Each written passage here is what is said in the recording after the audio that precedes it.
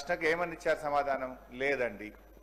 ఇది budget book, గౌరవనీయులు బట్టి విక్రమార్క గారు మొన్న అసెంబ్లీలో పెట్టిన బడ్జెట్ బుక్. ఇందులో ఏం చెప్పారంటే అధ్యక్ష,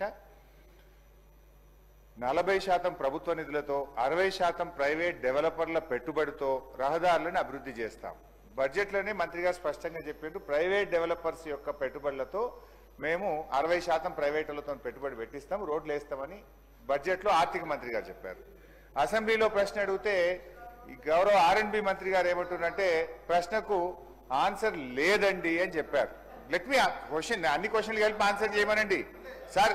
అరే ఇంత ఒప్పుకోలేకపోతే ఎట్లా సార్? మనుషులకు కొద్దిగా కూర్చోమనండి. Let me ask the questions. అంత ఒప్పుకోలేకపోతే ఎట్లా?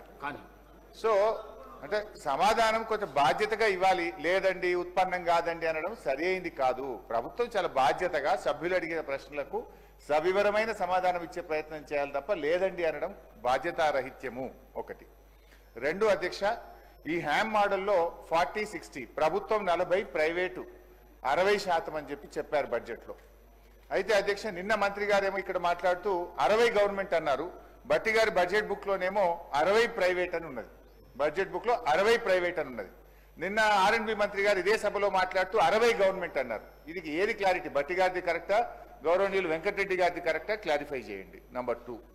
నంబర్ 3, సరే 60% ప్రైవేట్ వాళ్ళు పెట్టాలంటే 16,800 కోట్ల రూపాయలు. ఈ 16,800 కోట్ల రూపాయలు మరి ప్రైవేటు కాంట్రాక్టర్లు పెట్టుబడి పెడితే ఇది ఎన్ని సంవత్సరాల్లో చెల్లిస్తారు, ఎంత వడ్డీతో చెల్లిస్తారు, ఈ ఆర్థిక భారాన్ని రాష్ట్ర ప్రభుత్వం మీద 10 ఏళ్లు పడితే ఇది FRBM పరిధిలోకి వస్తుందా? మరి రాష్ట్ర ప్రభుత్వం ఎవ్రీ ఇయర్ దీనికి బడ్జెట్ పెడితే మెయింటెనెన్స్ కు మళ్ళా బడ్జెట్ అవసరం ఉంటుంది. ఇది రాష్ట్రం మీద ఓ 10 ఏళ్ల పాటు మీరు భారం వేయబోతున్నారా? దీని మీద క్లారిటీ ఇవ్వండి. తర్వాత ఈ రోడ్స్ ను ఏ రకంగా ఎంపిక చేసినారు? What is the methodology in selecting these roads either in the Panchayat Raj in R&B? మీరు ఈ హ్యామ్ మోడల్లో చేసేటువంటి రోడ్లను ఏ ప్రాతిపదికన ఎంపిక చేస్తున్నారు? దీంట్లో శాసనసభ్యుల భాగస్వామ్యం ఉందా?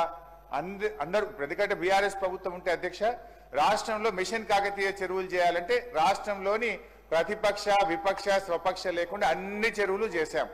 అన్ని మండలాలకు డబుల్ లైన్ రోడ్ అంటే ఏ పక్షమన్న కానీ అన్ని మండలాలకు డబుల్ లైన్ రోడ్ వేశాం.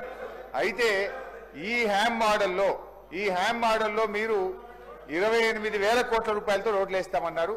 ఈ రోడ్ల ఎంపిక ఏ ప్రాతిపదికన చేస్తున్నారో గౌరవ మంత్రి గారు సమాధానం చెప్పాలని కోరుతున్నారు.